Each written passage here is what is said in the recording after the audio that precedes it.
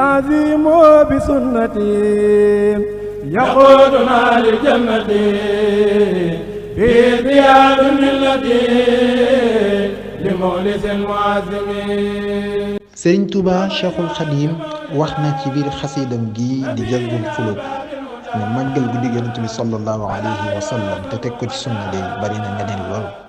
bokk na ci ngëneel ya yoon la wu gaaw ci jëmee aljanna, waaye itam képp ku màggal guddi googu te sellal ko bokk na ci ngëneel ci sunu doon def mooy dolli ko ay xewal ba faaw.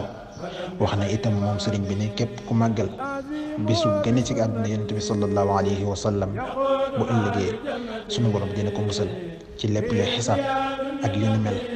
waaye itam képp ku màggal guddi gu tedd googu sunu borom def na nga mel ni ña nga xam ne ñoo teewe woon xaswatu Badar te bokk ci ña faatu woon mooy yooyu shahid ya.